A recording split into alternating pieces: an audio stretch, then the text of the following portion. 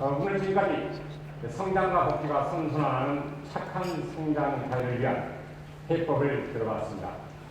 참석하신 후보님들께서 경청하시고 메모까지 하시는 걸 보면 많은 도움이 되시다고 생각이 됩니다.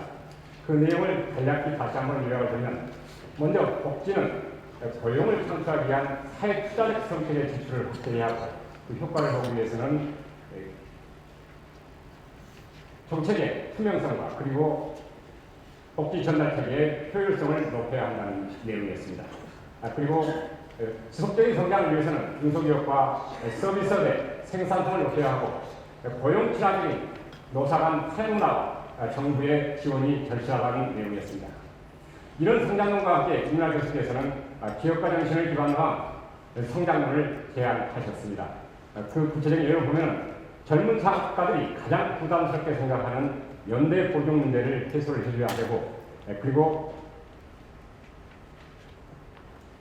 글로벌 역량을 가진 대기업과 혁신 역량을 가진 중소기업이 서로 협력할 수 있는 체제를 갖춰야 한다는 내용이었습니다. 이런 세 가지 해법을 바탕으로 해서 여기 참석하신 후보님들께 SBS 기자를 대표해서 세 가지 질문을 드리고자 합니다. 먼저 첫 번째 질문은 복지에 관한 내용입니다. 비정규직과 자영업자 1,400만 명이 고용보험 사각지대에 놓여 있습니다.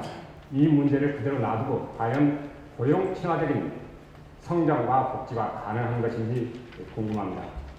두 번째는 성장에 관한 질문입니다. 정치권에서 진행 중인 경제 민주화가 글로벌 역량을 가진 대기업에서 지나치게 규제와 통제 중심으로 진행되고 있는 것 아니냐는 우려가 제기되고 있습니다. 이런 우려를 불식시키고 글로벌 역량을 가지면서도 성장에 기여할 수 있는 혁신력을 어떻게 풀어낼 것인지 그 전략이 궁금합니다. 마지막 세 번째는 거버넌스에 관한 질문입니다. SBS가 실시한 국민 의식조사 결과입니다. 국회와 정부, 정치권에 대한 국민의 신뢰도가 거의 바닥입니다. 낯선 사람을 믿지 못하는 만큼이나 국회와 정당에 대해서 국민들이 신뢰하지 못하고 있다는 걸 보여주고 있습니다. 다른 자료를 하나 더 보시죠. 국민들이 직접 선출하기 시작한 13대부터 17대까지의 대통령 선거 결과입니다. 노태우 대통령부터 이명박 대통령에 이르기까지 유효표 과반을 넘지 못했습니다.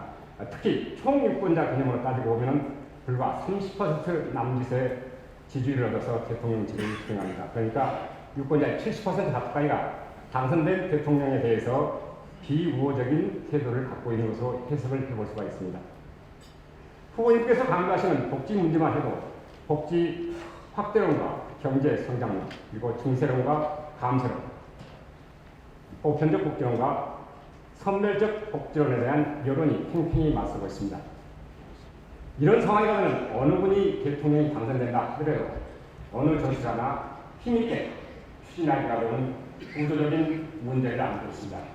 따라서 국민들의 신뢰를 확보하고 정책의 예측성과 연속성을 확보하기 위한 거버넌스를 어떻게 구축할 것인지 궁금합니다.